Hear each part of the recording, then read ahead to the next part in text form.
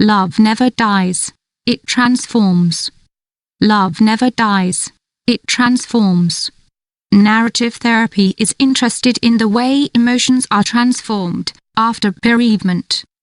When you lose someone who brings light into your life, you are at the beginning of a painful path. The emptiness you feel tears you apart inside because something has been ripped out of you.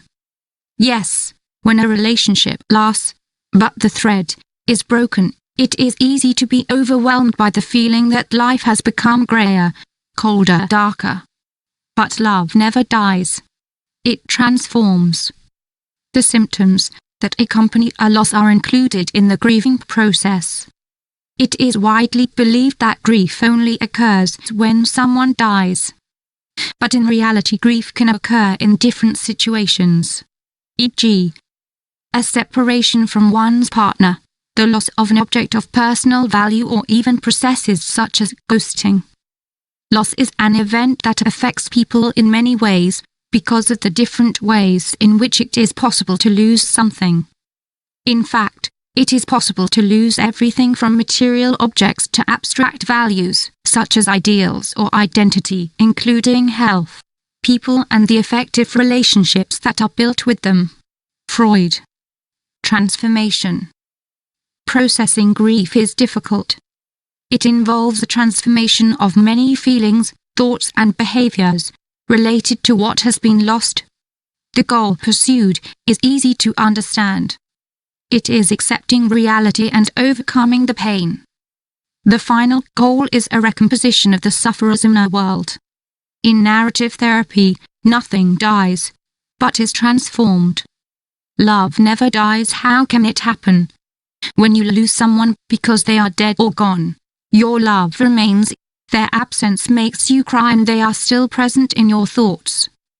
Also, the love you confess to them lies dormant, in a different way than before.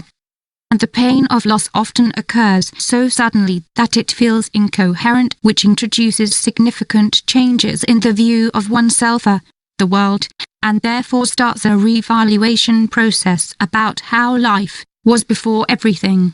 Rude. Making sense of the pain of loss also means making sense of yourself.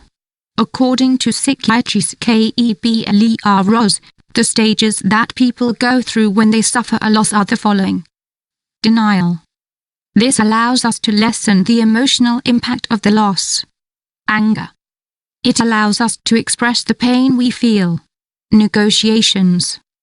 The attempt to regain what we have lost. Depression. Because of the realization that we cannot regain what we have lost. Accept. Feelings of peace and tranquility which enable us to gradually regain our state of mind and personal stability. An experience as painful as a loss is not a simple fact that you digest with time. Mass. Tales of grief. The narratives you form about grief refer to the language you construct to give it meaning. In reality, you are trying to find meaning in the things that have happened to you.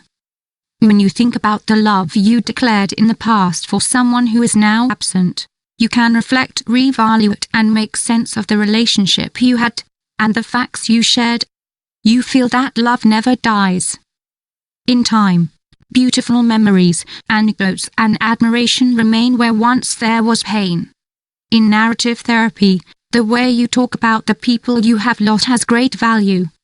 So the more ways one uses to think, reflect, and talk about what happened, the greater the opportunity to build a less painful version of the events. Elaborating, constructing, and transforming pain involves generating new narratives. It also means weaving and blending them together and uniting your pre-loss life with your current life so they can converge. As Brian Jacques said, "Don't be ashamed to cry. It is right to grieve. Tears are only water. Flowers, trees, and fruits cannot grow without water. But there must also be sunlight. A wounded heart will heal in time, and when it does, the memory and love of our loss is sealed within to comfort us."